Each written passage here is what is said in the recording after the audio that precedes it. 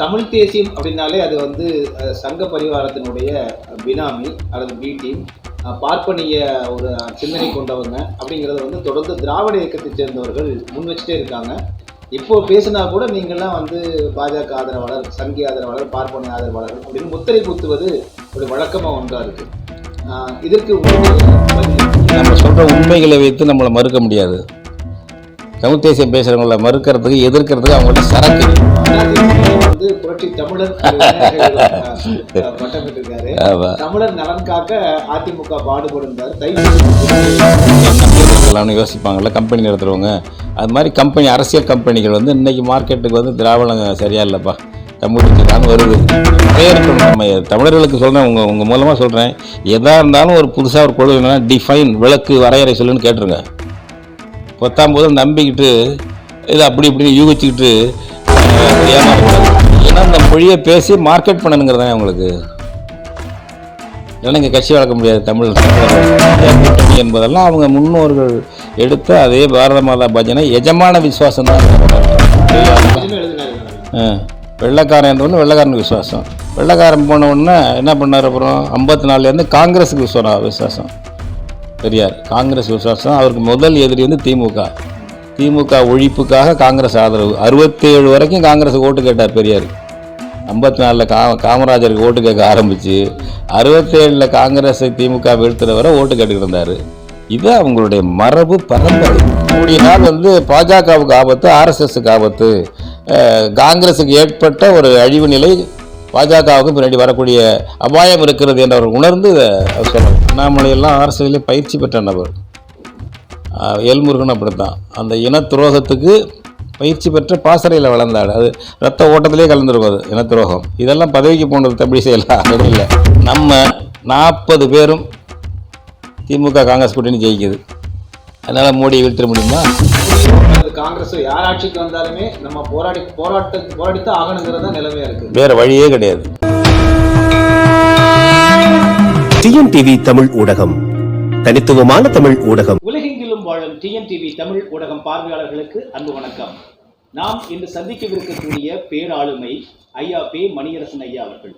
தமிழ் தேசிய பேரியக்கத்தினுடைய தலைவர், தெய்வத்தமிழ் பேரவையின் ஒருங்கிணைப்பாளர் என 24 மணி நேரமும் தமிழ் தேசியத்திற்காக பாடுபட்டு கொண்டிருக்கக்கூடிய ஒரு நம்பிக்கை நட்சத்திரம் பேராளுமை. ஐயா வணக்கம்.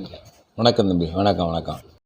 தமிழ் தேசியம் அப்படின்னாலே அது வந்து சங்க பரிவாரத்தினுடைய பினாமி அல்லது பி டீம், பார்ப்பனிய ஒரு சிந்தனை கொண்டவங்க அப்படிங்கிறத வந்து தொடர்ந்து திராவிட இயக்கத்தை சேர்ந்தவர்கள் முன் வச்சுட்டே இருக்காங்க. இப்போ பேசினா கூட நீங்கள்லாம் வந்து பாஜக ஆதரவாளர், சங்கி ஆதரவாளர், பார்ப்பனிய ஆதரவாளர்கள் அப்படின்னு முத்திரை குத்துவது ஒரு வழக்கமாக ஒன்றாக இருக்குது. இதற்கு உங்களுடைய பதில் என்னங்க? அதான் தமிழ் தேசியம் வந்து திராவிடத்தில் ஊறி போனவங்களுக்கு, அவன் தமிழ் இனத்தில் பிறந்திருந்தாலும் தமிழ் தேசியம், தமிழன், தமிழச்சிங்கிறது வந்து அலர்ஜியாக இருக்குது அவங்களுக்கு. ஏன்னா நம்ம இயல்பாக தான் சொல்கிறது, உண்மையை தானே சொல்கிறோம். அதை சொல்கிறானுங்க. அதுக்கு வந்து அவன் மறுக்கவும் முடியாது. தமிழன், தமிழச்சி, நம்ம வரலாறு, பெருமைகள் இதெல்லாம் மறுக்கவும் முடியாது. அம்பலமாயிடுவானுங்க. அதனால் அவதூறு ஒன்று தான் அவங்களுக்கு கிடைக்கிற ஆயுதம். தமிழ் தேசியத்தை, தமிழ் இனத்தை எதிர்க்கிறதுக்கு அவங்களுக்கு வந்து ஒரு அவதூறு தான். அவங்கள சொந்த இனத்தையே எதிர்க்கக்கூடிய வகையில் திராவிடம் பயிற்று விட்டுச்சு அவங்களுக்கு. அதாவது செவ்வாய் தோஷம், சனி தோஷத்தை விட தீமையானது சகவாச தோஷம் அப்படிம்பாங்க. அது மாதிரி திராவிட தோஷம் இருக்குல்ல, அதோடு சேர்ந்த தமிழன், தமிழச்சியும் என்ன பண்ணுவாங்கன்னா தமிழனையே அட்டாக் பண்ணுறது, தமிழனை இழிவுபடுத்துறது. இப்போ தமிழனை இழிவுபடுத்தியே பழக்கப்படுத்தினார்ல பெரியார். ஈவேரா தமிழ் காட்டுமிராண்டி பாஷை, திருக்குறள் என்ன இருக்குது, தொல்காப்பியம் என்ன இருக்குது, அதில் மாறலாம், இதில் மாறலாம், அது மாறலாம், இது மாறலாம் என்றெல்லாம் இழிவுபடுத்தினார்ல. நம்ம ஆள் தானே சொன்னாங்க அதை எடுத்துக்கிட்டு. எல்லாம் கன்னட தாய்மொழியாக கொண்டவங்க சொன்னாங்க. அவர் சொன்னார். அவர் என்ன பண்ணார்னா பார்ப்பன ஆதிக்க எதிர்ப்பு, மூடநம்பிக்கை எதிர்ப்பு, அது ரெண்டும் சரின்னு படுது மக்களுக்கு, நம்ம ஆளுகளுக்கு. அது தொடர்ந்து அது நம்ம பார்ப்பன ஆதிக்க எதிர்ப்பில் இருந்தவங்க. அப்போ அவர் இது சொல்கிறதும் சேர்த்தாப்பா இருக்குது அல்லது எப்படியோ அப்படின்னு போட்டாங்க நம்ம கவனிக்காமல். அதில் சூழ்ச்சி இருக்குதுன்னு தெரியலை.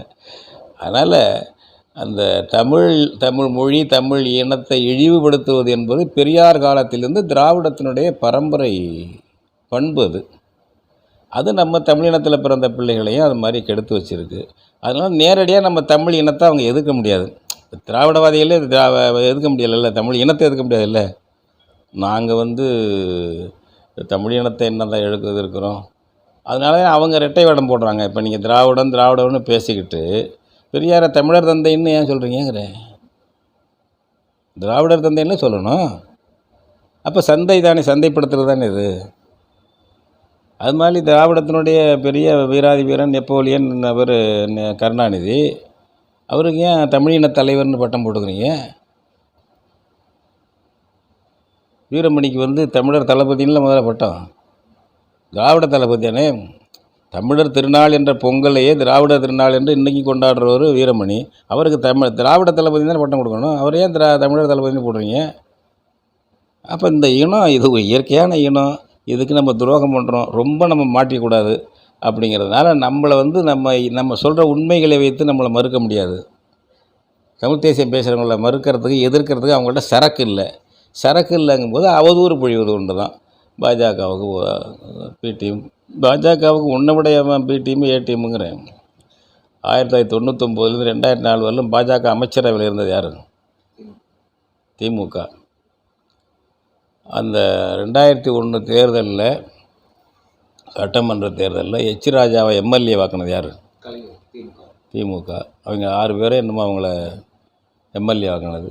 இவங்க இந்த கும்பல் வந்து நம்மளையெல்லாம் தம்பி டீம்னு சொல்லுது, நாம் தமிழரை சொல்லுதுன்னாக்கா என்ன பொருள் இதெல்லாம்?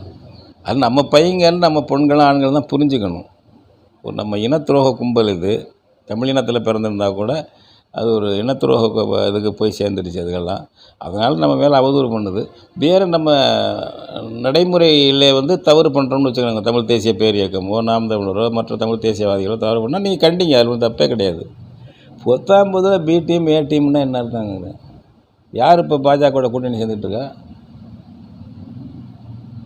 இல்லை பாஜகவோட இப்போ நாம் தமிழர் கூட்டணி சேர்ந்துருக்காங்களா? யார் சேர்ந்துருக்காங்க? இல்லை நாங்கள்லாம் எப்போவாது பாஜகவை ஆதரிச்சிட்டு இருக்கோமா? அங்குலமாக ஏற்றுக்கிட்டு இருக்கோம், ஆன்மீகத்தில் ஏற்றுக்கிட்டு இருக்கோம், சவால் விட்டுக்கிட்டுருக்கோம். தெய்வத்தமிழ் பேரவைன்னு வச்சு வந்து அங்குலமாக ஆர்என் ரவி வள்ளுவரையும் வள்ளலாரையும் காவி போத்துறதுக்கும் சனாதனின்னு சொல்கிறதுக்கும் வர்றதெல்லாம் எதிர்த்து நாங்கள் போராட்டிருக்கோம். ஒரே ஒரு தடவை சொல்லிவிட்டு உதயநிதி வழக்கு வந்தோடனே ஆஃப் ஆகிட்டார்ல, நாங்கள் ஆஃப் ஆக மாட்டோமே, எத்தனை மணி நேரம் போடுறான்னு சொல்லிட்டு போவோமே.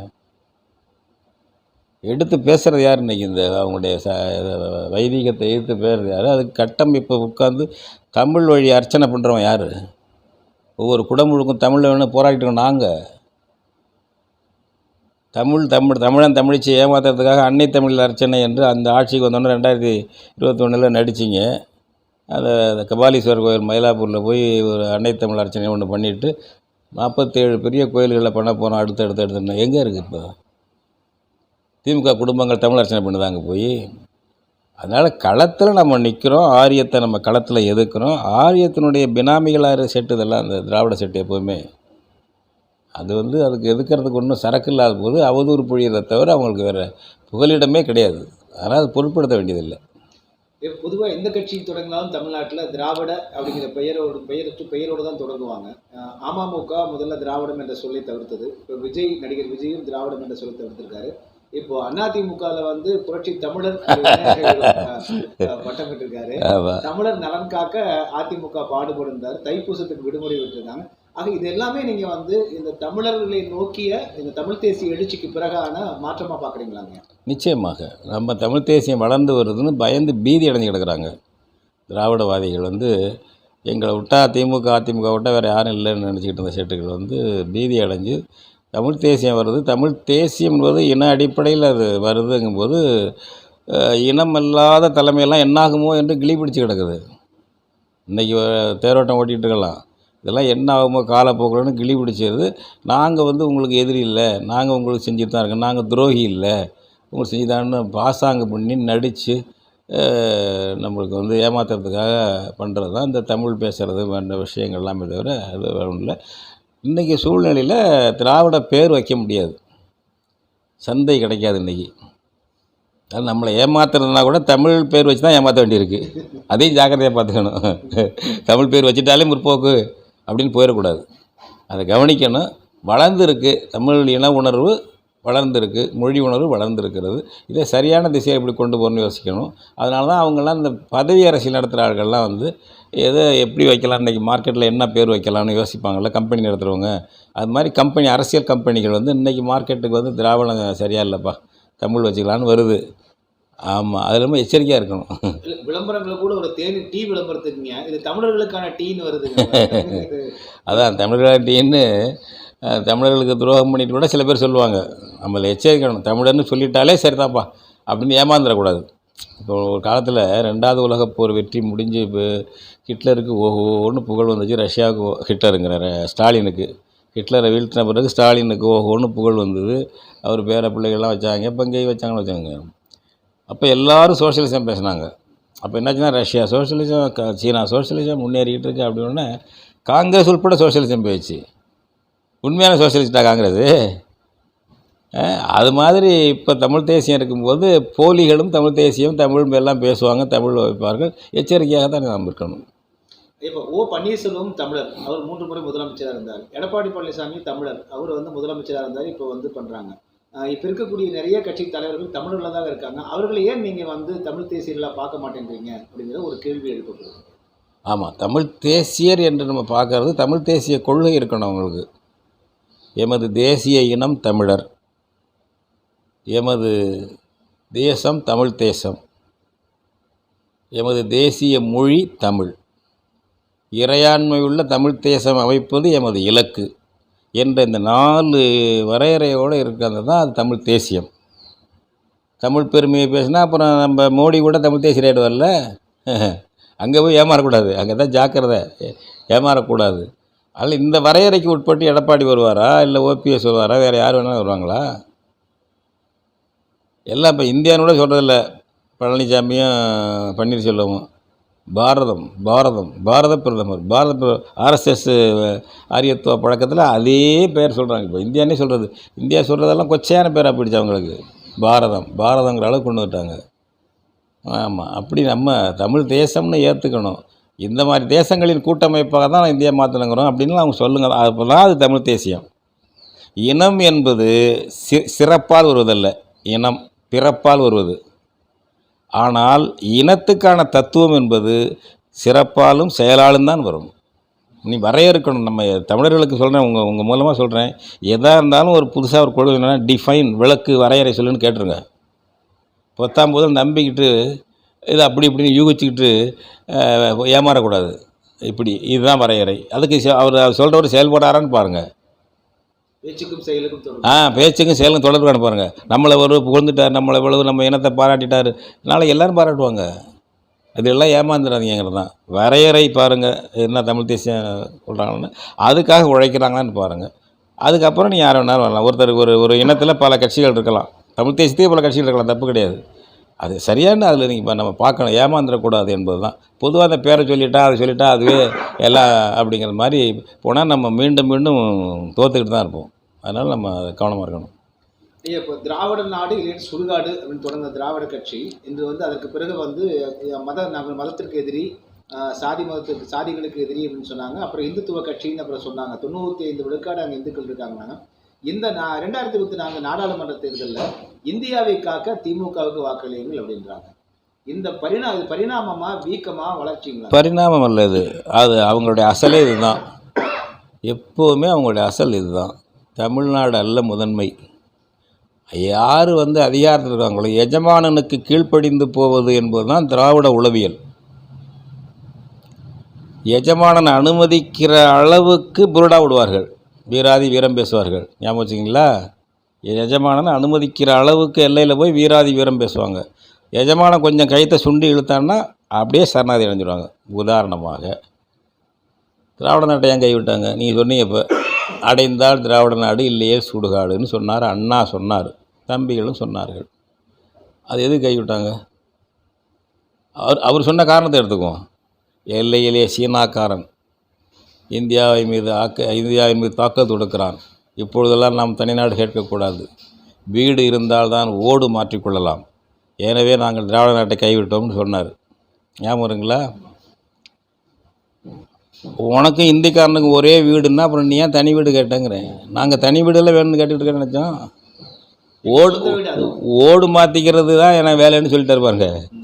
திராவிட நாடு என்பது ஓடு மாற்றிக்கிற வேலை தான். காங்கிரஸ் ஓடு போடுறதா திராவிட ஓடு போடுறது என்பது தான் எங்களுக்கு வித்தியாசம். அதானே அர்த்தம் அதுக்கு. இந்த மாதிரி கூட்டங்க அது. வருத்தப்படக்கூடாது இப்படி சொல்கிறாரேன்ட்டு. அண்ணாலாம் பெரிய படிப்பாளி தான். நாங்கள்லாம் மாணவபுரத்து திமுகவில் இருந்து அண்ணா எழுத்துக்கள்லேருந்து பல செய்திகளை கற்றுக்கிட்டு வந்தான் நான். ஆனால் இப்படி ஒரு தலைவர் இருக்கக்கூடாதுல்ல. முடியலைன்னா முடியலைன்ட்டு போயிடணும். இப்படி ஊமைகள் சொல்லி இந்த மாதிரி கட்சி அது. அதனால் இன்றைக்கி என்ன ஸ்டாலின் பண்ணுறாரு, அவங்க தாத்தா பாட்டி செஞ்சது தான், அவங்க அண்ணா செஞ்சதை, கருணாநிதி செஞ்சதை, சரணாநிதி செஞ்சதான் சொல்கிறாரு. அவங்க திராவிடன் பேசுனாங்க. கருணாநிதி என்ன பண்ணார், நான் இனத்தால் திராவிடன், மொழியால் தமிழன், நாட்டால் இந்தியன். நான் ஒன்று சேர்த்து சொல்கிறது, பிறப்பால் மனிதன் அப்படி சொல்லாமல் விட்டார் கருணாநிதி. எங்கேயாவது இப்படி இனப்பேர் சொல்லுவானா, எவனாவது சொல்லுவானுங்களா? அங்கேயே அந்த மோசடி இருக்குதுன்னு புரிஞ்சுக்கணும் நம்ம ஆளுவை. கலைஞர் சொல்கிறாருங்க, இது அது இருக்குல்ல தமிழன் நம்மாள். யார் கையால் ஆகாதவன், நல்லதை விரும்புவான், யாராவது சாதிச்சு கொடுக்க மாட்டாங்கன்னு ஏங்குவான். அந்த உளவியலை ஒழிச்சுக்கிட்டன தமிழர்கள். அதனால் இன்றைக்கி இந்தியா கூட்டணின்னு ஸ்டாலின் சொல்கிறது அவங்க அண்ணா பேசினது தான். இந்தியாவை காக்கன்றது அந்த 80 தேர்தலில் இந்திரா காந்தியோட கூட்டணி கருணாநிதி என்ன முழக்கம், நேருவின் மகளே வருக, நிலையான ஆட்சி தருக. அது மாதிரி இது நாற்காலி கூட்டணி. அதை விட அவங்களுக்கு அந்த இப்போ நமக்கு ஒரு பதைப்பு இருக்குல்ல, இன உரிமை போது மொழின்னு, அது அவங்கள பதில் இந்த இந்த மொழியை பேசி மார்க்கெட் பண்ணணுங்கிறது தானே அவங்களுக்கு. இல்லைன்னா இங்கே கட்சி வளர்க்க முடியாது தமிழர்கள்ட்ட. இது ஆந்திரா கர்நாடகா மாதிரி இல்லை. இது அது தமிழ் இனம் மொழின்னு நின்னா தான் இங்கே தான் செல்லும். அதனால் அதை பேசுனாங்க, நடித்தாங்க. வேறு உண்மையெல்லாம் கிடையாது. அதனால தான் அவங்க இன்றைக்கி இந்தியா கூட்டணி என்பதெல்லாம் அவங்க முன்னோர்கள் எடுத்த அதே பாரத மாதா பஜனை எஜமான விசுவாசம் தாங்க, வேறு ஒன்றும் இல்லை. இன்னும் இதை விட பாகிஸ்தான் கீஸ்தான் பெரிய ஒரு மண்டலம் இருந்தால் அதுக்கு எஜமான ஒருத்தன்னா அவனோட இருப்பாங்க. வெள்ளைக்காரன் இருந்தவரை வெள்ளைக்காரனுக்கு விசுவாசமாக இருந்தாங்கல்ல, ஞாபகம் இருக்கா அவங்களுக்கு? பெரியாரெல்லாம் வெள்ளைக்காரன் இருந்தவொடனே வெள்ளைக்காரனுக்கு விசுவாசம். வெள்ளைக்காரன் போன உடனே என்ன பண்ணார், அப்புறம் 54 காங்கிரஸுக்கு விசுவாசம். பெரியார் காங்கிரஸ் விசுவாசம். அவருக்கு முதல் எதிரி திமுக ஒழிப்புக்காக காங்கிரஸ் ஆதரவு. 67 வரைக்கும் காங்கிரஸுக்கு ஓட்டு கேட்டார் பெரியார். 54 காமராஜருக்கு ஓட்டு கேட்க ஆரம்பித்து 67 காங்கிரஸை திமுக வீழ்த்துற வரை ஓட்டு கேட்டுக்கிட்டு இருந்தார். இது அவங்களுடைய மரபு பரம்பரை. இது ஆதிக்கத்தில் இருக்கின்ற எஜமானனுக்கு கீழ்ப்படிந்து நடப்பது, அவன் அனுமதிக்கிற வரையில் அவனை எதிர்த்து பேசுவது என்பது திராவிடத்தின் உத்தி, உளவியல். அதுதான். அதைத்தான் ஸ்டாலின் கடைபிடிக்கிறார். அதனால் இந்தியா கூட்டணியில் அவர் பேசுகிறது அவங்க தலைவர் அண்ணாவுக்கோ அவங்க அப்பாவுக்கோ முரண்பட்டதல்ல. இதுதான் அவங்களுடைய வாடிக்கை. சுப்பிரமணிய சுவாமி கடந்த வாரத்தில் பேசுனது பெரிய செய்தி ஆகலை. ஆனால் என்ன சொல்கிறாருன்னா, மீண்டும் மோடி ஆட்சிக்கு வரக்கூடாது, பிரதமராக வரக்கூடாது, தோல்வி அடைய வேண்டும் அப்படின்னு சொல்கிறாரு. எந்த கட்சி ஆட்சிக்கு வந்தாலும் ஒரு எம்பி பதவியில் அமர்ந்திருக்கக்கூடிய சுப்பிரமணிய சுவாமி இதை கூறியதை நீங்கள் எப்படி பார்க்குறீங்க? எனக்கு சுப்பிரமணியம் தொடர்ந்து பேசிகிட்டு இருக்காரு. மோடியே இப்படி பேச விட்டுருப்பாருன்னு சந்தேகம் இருக்குது சுப்பிரமணிய சாமி மேலே. நமக்குள்ளே ஒரு மாதிரி பேசுன்னு சொல்கிறாரா, இல்லை அதுலேயே ஒரு டிசிடென்ட் குரூப் இப்போ ஆர்எஸ்எஸில் கடுமையாக மோடி எதிர்ப்பாளர்கள் இருக்காங்க. பாஜகவில் ஒரு பிரிவு இருக்காங்க. என்னென்ன விஷயம்னாக்க, கட்சியை சீட்டு ஒழிக்க போகிறாரு மோடி. அதாவது கூட்டு தலைமை என்று இந்தியாவில் இருந்தது 2 கட்சி தான். ஒன்று பாஜக, இன்னொன்று கம்யூனிஸ்ட் கட்சி. 2 தான் கலெக்டிவ் லீடர்ஷிப் என்பது தலைமையில் இருந்தது. மற்றதெல்லாம் ஒரு நபர் தலைமை தான். அதெல்லாம் அந்த கூட்டு தலைமையை உடைச்சி சின்ன பின்னமாக சிதைச்சிட்டார் மோடி. இப்போ அதை அப்படி சிதைச்ச காங்கிரஸ் இன்றைக்கி என்னாச்சு, அது சிதைஞ்சு போயிடுச்சு. அப்போ தகுதி உடையவங்க மாறி மாறி வருவாங்க, கட்சியை பாதுகாப்பாங்கங்கிறதுக்கு வழி இல்லாமல் குடும்பத் தலைமையை இந்திரா காந்தி நிலைநாட்டின பிறகு அது சீரழிஞ்சு இன்றைக்கி செப்பரேட் முடியாதபடி போயிடுச்சு. யார்கிட்டயே போய் கெஞ்சி 16 தொகுதி ஊபியில் அந்த பையன் பேர் என்ன, முலாயம் சிங் மகன் பேர், அவர்கிட்ட இன்றைக்கி 16 சீட்டு வந்திருக்கு. அங்கிட்டு பீகாரில் லல்லு பிரசாத் மகன்கிட்ட போய் கேட்டுக்கிட்டு அங்கே தொகுதி வந்திருக்குன்னு போட்டு கிடக்குறீங்க. என்ன காரணம்? ஒற்றை சர்வாதிகாரத்தை இந்திரா காந்தி கொண்டு வந்து வாரிசு அரசியலை கொண்டு வந்தது அடுத்த தலைமுறையில் அது பாதிப்பு உண்டாகும். 1-2 தலைமுறைக்கு அது பலன் அளிக்கலாம், பாதிப்பு உண்டாகும். அது மாதிரி பாஜகவுக்கு கொண்டு வந்துட்டாங்க. இப்போ நீங்கள் பாஜக அடுத்த லீடர்ஷிப் யார்? தெரியாது. பழைய காலத்தில் அப்படி இல்லை. எத்தனையோ பேர் இருந்தாங்க. லால் பகதூர் லால் கிஷன் அத்வானி இருந்த போதும் சரி, வாஜ்பாய் இருந்த போதும் சரி, அந்த ஒரு முன்னாள் துணைவேந்தர் ராஜ்நாத் அதுக்கு முன்னாடி ஒரு தலைவரே இருந்தார். நான் தன்னுரிமை மாநாடு நடந்த போதெல்லாம் 90 வந்து அவர் அறிக்கை விட்றாரு. அவர் தான் ஆல் இண்டியா தலைவர் பாஜகவுக்கு. பிரிவினைவாத மாநாட்டை அனுமதிக்கிறது ஆளுங்கட்சி திமுகன்னெலாம் விட்டுட்டு இருந்தார். அவர் ஒரு பேராசிரியர். அப்படி பல பேர் அவர் இல்லைன்னா அவர் அப்படி வச்சுருந்தாங்க கூட்டு தலைமை. இரண்டாம் கட்ட தலைவர்கள் அடுத்த கட்ட தலைவர்கள் உருவாகிட்டு இருந்தாங்க. இன்றைக்கி அங்கே பாஜகவில் யார் நினச்சி கூட பார்க்க முடியாது அனைத்து இந்திய தலைமைக்கு யாருமே. ஆலினால் அழகு ராஜா வந்து மோடி மட்டும்தான். இப்போ இது வந்து ஆர்எஸ்எஸ்க்கு வந்து சீரியஸான ஆட்களுக்கு ஆபத்தாக இருக்குது. இப்போ இன்றைக்கி ஒட்டுமொத்த நீங்கள் சொல்கிற ராஜ்நாத் சிங்லேருந்து எல்லோரும் மோடின்னு பேசுகிறாங்க. மோடின்னு பேசுகிறாரு. இந்திய அரசு கூட சொல்கிறதில்ல, பாஜக செய்ததுன்னு சொல்லலை, மோடி செய்தார். இப்போ சுருக்கி இது இப்படி கொண்டு வந்து ஒரு பெரிய கதாநாயகனை கொண்டு வந்து அவர்கிட்ட ஓட்டு வாங்கணும். இந்த எலெக்ஷனை கூட பலன் அளிக்கலாம். அது அடுத்தாப்புல அந்த கட்சி கதி என்ன ஆகும்? இவருக்கு பிறகு இவர் இருக்கும்போதே அடுத்தவர் வந்தார்னு வச்சுங்க, கற்பனையாக வந்து அடுத்த பிரச்சனை வந்து எதிர்ப்பு வந்து அல்லது சர்வாதிகாரம் பண்ணு கொந்தளிப்பு வந்தால் அந்த கட்சியை நடத்துறதுக்கு அடுத்த தலைமை யார்? அடுத்த தலைமை இல்லாமல் கிள்ளி எரிஞ்சிட்டா இருந்தாள். அதனால் அந்த கோஷ்டியினுடைய பிரதிநிதியாகவும் இருக்கலாம் சுப்பிரமணியசாமி. ஆர்எஸ்எஸில் பாஜகவில் மோடிக்கு எதிரான ஒரு கோஷ்டி இருக்குது, வலுவாக இருக்குது. அவங்க சொல்கிறதெல்லாம் கூட்டு தலைமையாக இருக்கணுங்கிறது தான். 1925 எவ்வளோ ஒழுங்காக கொண்டு வந்தோம் ஆர்எஸ்எஸ்ஸை, இன்றைக்கி சீர்குலைச்சிக்கிட்டு இருக்கா இருந்தால் மோடி என்பது அவங்களில் சீரியஸாக உள்ள கேடர்களுக்கு அடுத்த லீடர்களுக்கு உள்ளதே பிரச்சனை தான். மோகன் பகவத்தே இதை வந்து வெளியே சொல்ல முடியாமல் இருக்கார். ஆர்எஸ்எஸ் தலைவர் மோகன் பகவத்தே இதை வெளியே சொல்லாமல் இருக்கார். அதனால் இந்த பகுதியினுடைய இதனுடைய ஒரு பிரதிநிதியாக இருக்கலாம் அவர் சுப்பிரமணியசாமி. அதனால் அவர் அந்த வகையில் சொல்லலாம். மோடியினால் வந்து பாஜகவுக்கு ஆபத்து, ஆர்எஸ்எஸ்க்கு ஆபத்து, காங்கிரஸுக்கு ஏற்பட்ட ஒரு அழிவு நிலை பாஜகவுக்கு பின்னாடி வரக்கூடிய அபாயம் இருக்கிறது என்று அவர் உணர்ந்து அவர் சொல்லலாம். இறுதி ஒரே ஒரு கேள்விங்க. 2 மாநில ஆளுநராக இருந்த தமிழிசை சவுந்தரராஜன், ஒரு மாநிலங்களவை அமைச்சராக இருந்த எல் முருகன், இவர்களை எல்லாம் அந்த பதவியை விட்டு விலகிட்டு வந்து இங்கே வந்து தேர்தலில் போட்டியிட சொன்ன இந்த மோடியுடைய இந்த செயல்பாடு கிட்டத்தட்ட 5-6 முறை தமிழ்நாட்டுக்கு வந்துட்டு போகிற மோடி வந்துட்டு போய் பரப்புரை செய்கிறது, அண்ணாமலையோட எங்களுடைய அரசியல் இந்த வந்து பாரதிய ஜனதா கட்சியினுடைய அவருடைய இங்கே வந்து காலூன்ற வேண்டும் என்கிற அளவு கடந்த ஆசையை காமிக்கிறதா அல்லது அழிவை காமிக்கிறது இல்லைங்க? இல்லை, காலூன்ற வேண்டும் என்ற வெறும் காலூன்ற வேண்டும் என்பதல்ல. அவங்களுக்கு வந்து பாஜகவுக்கு 2 முதன்மை எதிரிகள் இந்த துணைக்கண்டத்தில், முஸ்லீம்கள், தமிழர்கள் 2 பேரும் தான் முதன்மை எதிரிகள். அவங்களுக்கு கோட்பாட்டு அளவில், இன அடிப்படையில், எல்லா அடிப்படையிலும் எதிரிகள். முஸ்லீம்கள் வேறு ஆங்கிளில் வர்றாங்க, நம்ம வேறு ஆங்கிளில் அவங்களுக்கு எதிரியாக இருக்கிறோம். அதனால் வந்து தமிழ்நாட்டை ஒழிச்சு கட்டணும், சிதைக்கணும், சின்ன பின்னப்படுத்தணும், கையாட்களை பிடிக்கணும். அதில் வந்து மாதிரி துரோகிகளை, இன துரோகிகளை பிடிக்கணும், அப்படி எட்டப்பர்களை உருவாக்கணும், பிடிக்கணுங்கிறது அவங்க நோக்கம். அதுக்கு பதவிக்காக போகிற ஆட்கள் எப்போவுமே இருக்காங்க, எல்லா காலத்துலையும் இருப்பாங்க, எல்லா இனத்துலையும் இருப்பாங்க, நம்ம இனத்துலையும் இருக்காங்க. நம்ம புதுசு இல்லை, எல்லா இனத்துலையும் அப்படி இருந்துட்டு தான் இருப்பாங்க.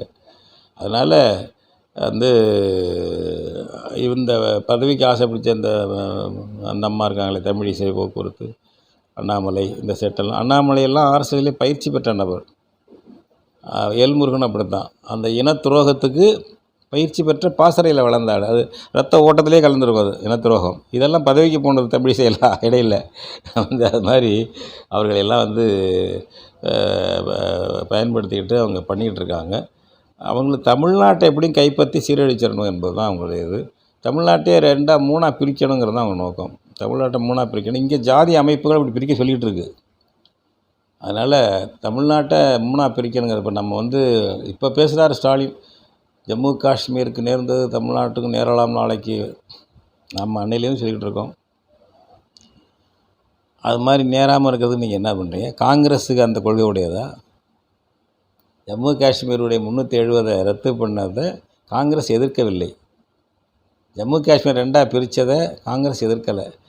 அந்த சட்டத்தை கொண்டு வந்த முறை தான் ஜனநாயகம் இல்லை. காஷ்மீரில் சட்டசபை தேர்தல் நடத்தி சட்டசபையில் தீர்மானம் போட்டு அவங்களையும் கருத்து கேட்கணும். அவங்கள கருத்து கேட்கணும், சம்மந்தம் வேண்டியில்லை. கான்ஸ்டியூஷன் படி காஷ்மீர் சட்டசபை அதையும் கேட்கலாம். அங்கே சட்டசபை கலைக்கப்பட்டு ஆளுநர் ஆட்சியில் இருக்கும்போது நீங்கள் செஞ்சுருங்க என்று வழிமுறையை மட்டும்தான் எதிர்த்ததே தவிர சோனியா காந்தியும் சிதம்பரம் எல்லாருமே வந்து அப்படி பண்ணதே தப்புன்னு பிறகு பொதுவாக பேசியிருந்தார் சிதம்பரம். ஆனால் காங்கிரஸ் தலைவர்கள் யாரும் அப்படி பேசுனதே கிடையாது. காங்கிரஸுக்கும் பாஜக ஒன்று தான், காஷ்மீர் 370 பறிக்கணுங்கிறது இல்லை. அந்த மாதிரி உள்ள அவங்க வந்து தமிழ்நாட்டை அப்படி தமிழ்நாடு சிதைச்சி சின்னாபின்னப்படுத்திடணும் என்ற கருத்தில் இருக்கும்போது இங்கே என்னென்ன நாடகம் போடலாம், என்னென்ன பண்ணலாம் அப்படிங்கிறதெல்லாம் மோடி பண்ணுறாரு. நாளைக்கு அவர் பிரதமராக ஜெயிச்சு வந்துட்டாக்க 2ஆ 3ஆ தமிழ்நாட்டை பிரிக்கக்கூடிய அபாயமெல்லாம் இருக்குது. இதெல்லாம் எதிர்கொண்டு தான் ஆகணும். இதெல்லாம் எதிர்கொண்டுவதற்கு வந்து நம்ம தேர்தலில் ஓட்டு போட்டு மட்டுமே பண்ணிட முடியும்னு சொல்லி நினைக்கல. போடுறவங்க போடுங்க, அதில் நம்ம மாற்றுக்கிறது இல்லை. எனக்கு அது ஒன்றும் இல்லை. மோடி எதிர்ப்பில் ஓட்டு போடுறவங்க போடுங்க, எல்லாம் பண்ணுங்க. நம்ம என்ன விழிப்பாக நாங்கள் சொல்ல வரோம்னா வேறு ஒன்றும் இல்லை. அது எல்லாருமே போடாமல் இருங்க அப்படிங்கலாம் நாங்கள் ஒன்றும் சொல்லலை. எங்கள் அளவில் அப்படி இருக்கிறோம், அவ்வளோதான். வந்து அந்த வந்தால் எப்படி எதிர்கொள்கிறது, இந்தியாவினுடைய ஒரே ஒரு நிலைமை மட்டும் பார்த்துக்கங்க. நம்ம 40 பேரும் திமுக காங்கிரஸ் கூட்டணி ஜெயிக்குது. அதனால் மோடியை வீழ்த்திட முடியுமா? கடந்த முறையே ஒன்றும் பண்ண முடியல. கடந்த இந்த 5 ஆண்டுகளே ஒன்றும் பண்ண முடியல. நம்ம வேறுனாலும் செய்ய முடியாது. ஏன்னா வடநாடு அவங்கள்ட்ட இருக்குன்னு வச்சுக்கோங்க. ஏன்னா இது வந்துங்க ஒரு தேசம் இல்லை. இந்தியா என்பது ஒரு துணை கண்டம். இது சம்பந்தம் இல்லாமல் நம்மளை இணைச்சி வச்சுருக்கானுங்க. நம்ம வந்து ஒரு இன்சிக்னிஃபிகண்ட் மைனாரிட்டி ஆக்கப்பட்டிருக்கிறோம். ஒரு வெளியே தெரியாத சிறுபான்மை. இது 543 நம்ம வந்து புதுச்சேரி சேர்த்து 40 பேர். என்ன பண்ணிட முடியும்? நம்ம 40 வந்தாலும் ஒரு கட்டத்தில் ஏதோ உதவி செய்யலாம் இல்லைன்னு இல்லை. இந்த பாசிபிலிட்டி நினச்சி பாருங்கிறேன். இப்போ ஒரே ஒரு எடுத்துக்காட்டு மட்டும் நான் சொல்கிறேன். 75 அந்த அம்மா இந்திரா காந்தி நெருக்கடி நிலையை பிரகடனம் பண்ணி 75 அது கொண்டு வந்தது. அந்த அம்மா 75 கொண்டு வந்த பிறகு 76 நடக்கக்கூடிய நாடாளுமன்ற தேர்தல் தள்ளி வச்சிருச்சு. அரசமைப்பு சட்டத்தையே செயல்படாமல் நிறுத்தி வச்சிருச்சு அந்த அம்மா. அவ்வளோ கொடுமை அது. எமர்ஜென்சியில் இளைஞர்களுக்கு தெரியாது, எல்லாம் பண்ணுச்சு. அப்போ ஒரே கொந்தளிப்பாக எப்படியா இருந்தாலும் இந்திரா காந்தியை வீழ்த்தணும். தொழிற்சங்க உரிமை, கட்சி நடத்துகிற உரிமை, கூட்டம் போட்ட உரிமை எல்லாம் பறிச்சிருச்சு இந்திரா காந்தி. ஏதோ நம்பிக்கையில் அந்த அம்மா 77 தேர்தல் வைக்குது. தேர்தலில் வந்து என்ன பண்ணுறாங்கலாம் நின்றுட்டு இதில் காங்கிரஸ் ஒழிப்பு, காங்கிரஸை தோற்கடிக்கணுங்கிற ஒரே முடிவில் எல்லாம் இருந்து மொரார்ஜி தேசாய், ஜெயபிரகாஷ் நாராயணெலாம் ஜனதா கட்சியை உருவாக்கி இப்போ இங்கே திமுகவும் அவங்களோட கூட்டணி வச்சு எல்லாம் நிற்கிது. சிபிஎம்மும் அதில் நிற்கிது. வடநாட்டில் சுத்தமாக சைஃபர் ஆகிடுச்சு இந்திரா காந்தி. அந்த அம்மா நின்ன தொகுதியிலே ஊபியில் தோத்துருச்சது. அது அவன் சஞ்சய் காந்தி, அந்த பையன் தோத்துட்டான் எலெக்ஷன் நின்று. ஆனால் தென்னாட்டில் அது ஜெயிக்குது. இங்கே எம்ஜிஆரோட கூட்டணி இந்திரா காந்தி. இங்கே திமுக கிடச்சது ஒரே ஒரு சீட்டு, ஆசை தம்பி மட்டும்தான் அந்த கூட்டணிக்கு. இப்போ ஜனதாவுக்கு ஏதோ ஒன்று கிடச்சிது. பெரும்பாலும் காங்கிரஸ், அதிமுகவும் காங்கிரஸ் தான். இது அதிமுகவோட கூட்டணி. அப்போ இந்திரா காங்கிரஸ் வெற்றி பெற்றாங்க. அதுபோல் கேரளாவிலையும் அவங்க தான். கேரளாவில் ஒரு சீட்டு, ஒரு தொகுதி கூட வரல சிபிஎம். காங்கிரஸ் தான் வெற்றி பெற்றுச்சு, இந்திரா காந்தி தான் வெற்றி பெற்றுச்சு. ஆந்திராவில் இந்திரா காந்தி தான் பெரும்பான்மை. ஆனால் இந்திரா காந்தி ஆள முடியவில்லை, வடநாட்டில் தோற்று போயிடுச்சு. அந்த மாதிரி தலைகீழ அப்படி வந்துச்சு ஒரு நிலை. நம்ம எல்லாம் இருக்கும்போது வந்து வடநாட்டில் மீண்டும் ஒரு மோடி ஜெயிச்சிட்றாரு அப்படின்னு வச்சுக்கோங்க, என்ன ஆகும்? அதனால் ஏதோ இந்த ஒரு தேர்தலில் மோடியை வீழ்த்தி விடுவது உறுதி என்று நினச்சிக்கிட்டு அப்படி பண்ண வேண்டாம். வீழ்த்துறது முயற்சி பண்ணுங்கள் தேர்தலில், நல்லது. அது அந்த வாய்ப்பும் இருக்கலாம். கொஞ்சம் ஒரு 10-20 ஓட்டு மெஜாரிட்டி அவருக்கு இல்லாமல் போச்சு, அது தமிழ்நாட்டில் கிடச்சிதுன்னா நல்லது தான். அந்த வாய்ப்பும் ஃப்ளூக்கில் இருக்குது. நீங்கள் அத்தனை 40 பேர் நீங்கள் ஜெயிச்சா கூட மோடி பிரதமர் ஆகக்கூடிய வாய்ப்பும் இருக்கிறது. எனவே நம்ம இந்த சர்வாதிகாரத்தெல்லாம் எதுக்கிறது எப்படி என்பதை வந்து அதுக்கு உறுதியாக நிற்கணும், அணிவகுக்கணும், கருத்து பரப்புரை செய்யணும், அதுக்கான மக்கள் போராட்டத்தை கட்டமைக்கணும் என்பதை மட்டும் நிரந்தரமாக வச்சுக்கோங்க. இதில் கதவு திறந்து அப்படியே ஒரு விடியல் கதவு திறந்துடுங்க மாதிரி பண்ணிட்டு கிடக்க வேண்டாம் என்பதுதான் எங்களுடைய கருத்து. ஆமாம், கெஜ்ரிவால் அப்படி தான் டெல்லியில் வந்து ஆனார். இன்னைக்கு கெஜ்ரிவாலை வந்து போட்டு உருட்டுன்னு உருட்டுறாங்க. ஒரு நிம்மதியான ஆட்சி ஆள முடியல. அவர் நினைத்த எந்த கொள்கையுமே நிறைவேற்ற முடியாமல் தான் இருக்குது. நாளைக்கு நம்மளும் ஒரு தனிப்பட்ட ஒரு ஆட்சியை வந்து இங்கே தமிழ்நாட்டில் அமைச்சாலும் நீங்கள் சொல்லக்கூடிய அதே நிலைமை தான் இருக்கும். ஆமாம், நாளைக்கு ஜம்மு காஷ்மீர் மாதிரி நம்மளை ஒரு சட்டசபை இருந்தாலும் கூட அவங்க நம்மளை பிரிச்சிடலாம், வாய்ப்பு இருக்குது அதுக்கு. இப்போ இவ்வளவு நடக்குது, இன்னும் எலெக்ஷன் வைக்கலையே, ஜம்மு காஷ்மீருக்கு வைக்கலையே, தேர்தல் வைக்கலையே. நான் இப்போ அதுதான் நம்ம ஸ்டாலின் சொன்னபோது கூட எதிர்வினை ஆற்றி ஒரு காணொலி போட்டேன். ஜம்மு காஷ்மீரை போல் இங்கே செய்வார்கள் அப்படின்னு சொல்கிறீங்கல்ல. ஜம்மு காஷ்மீரில் ஃபரூக் அப்துல்லா, அவர் மகன் உமர் அப்துல்லா யார்? தமிழ்நாட்டு கருணாநிதியும் ஸ்டாலினும் தான் காஷ்மீருடைய ஃபரூக் அப்துல்லாவும் உமர் அப்துல்லாவும். நீங்கள் கூட்டு சேராத கட்சி அது? பாஜகவோட சேரலையா ஃபரூக் அப்துல்லா? காங்கிரஸோட சேரலையா? இதே வேலை தான். துரோகம் பண்ண கும்பல் ஜெயிலில் வச்சான். அவர் சொல்கிறார், முன்னாள் முதல்வர்கள்லாம் சிறையில் வைத்தார்கள், வீட்டுக்கால் வைத்தார்கள். உங்களுக்கு அது வரும். பிரிச்சான்னு வச்சுக்கோங்க. நம்ம பாதிப்பு நம்ம போராடுவோம், நம்மளாம் ஜெயிலில் இருப்போம், அது வேறு விஷயம். உன்னையும் வைப்பான். ஏன்னா கருங்காலியும் நம்ப மாட்டான். நீ ஒரு மாநில கட்சி நடத்திக்கிட்டு இருக்க, முழுக்க அவன் கட்சியில் இல்லை, அதனால் உன்னை கருங்காலியாக தான் நினைப்பான். அது மாதிரி இந்த மெஹ்பூபான அந்த மாதிரிலாம் ஜனநாயக கட்சின்னு நடத்திக்கிட்டு, அந்த அம்மா யாருங்கிறீங்க? அதிமுக, இங்கே உள்ள அதிமுக, இங்கே உள்ள ஜெயலலிதா அல்லது இங்கே உள்ள எடப்பாடி பழனிசாமி, அங்கே பலியிட்டீங்க. அவன் இன்றைக்கி என்ன பண்ணிக்கிட்டு இருக்கான்? வெடிகுண்டு வீசிக்கிட்டு இருக்கானுங்க. அமைதியே இல்லை அந்த மாநிலத்தில். எத்தனை இராணுவம்னாலும் அவன் வெடிகுண்டு வீசுறது, அவன் ஜாவரம் ஐயோ பெரிய ரத்த கலையில் இருந்துக்கிட்டு இருக்கு. ஜனநாயக கட்சிகள், தேர்தல் நிற்கிற கட்சிகள் யோக்கியனா லட்சியவாதியாக இந்த ஃபரூக் அப்துல்லாவும் மெஹ்பூபா அந்த கம்பெனியெல்லாம் இருந்துச்சுனாக்கா ஏன் அவன் வர்றான்? அவன்கிட்டே மக்கள் போகிறாங்க. அந்த மாதிரி தமிழ்நாட்டுடைய ஃபரூக் அப்துல்லாக்களும் உமர் அப்துல்லாக்களும் தான் இங்கே கருணாநிதி ஸ்டாலின் வகைராக்கள். இதை எச்சரிக்கையாக இருக்க வேண்டும். அவர் அதை சொல்கிற போது நம்ம இதை திருப்பி சொல்லணும். நீங்கள் தான்ப்பா, உங்கள் வாரிசு தான் அங்கே இருக்கிறது, அவங்க வாரிசு தான் நீங்கள் இங்கே இருக்கீங்க, நாங்கள்லாம் அதுலேருந்து விலகி தமிழ் தேசியத்தில் நிற்கிறோம் உறுதியாக என்று நம்ம பதில் சொல்லணும். அதுக்கெல்லாம் நிச்சயமாங்க. அப்போது மோடியோ அல்லது காங்கிரஸோ யார் ஆட்சிக்கு வந்தாலுமே நம்ம போராடித்தான் ஆகணுங்கிறது தான் நிலைமையாக இருக்குது. வேறு வழியே கிடையாது. மிக்க நன்றி. நன்றி. வணக்கம். மீண்டும் மற்றொரு பேராளுமையோடு உங்களை சந்திக்கிறேன். அதுவரை நன்றி, அன்பு, வணக்கம். டிஎன்டிவி தமிழ் ஊடகம், தனித்துவமான தமிழ் ஊடகம். இப்போதே சப்ஸ்கிரைப் செய்யுங்கள் உங்கள் டிஎன்டிவி தமிழ் ஊடகம் யூடியூப் சேனலை.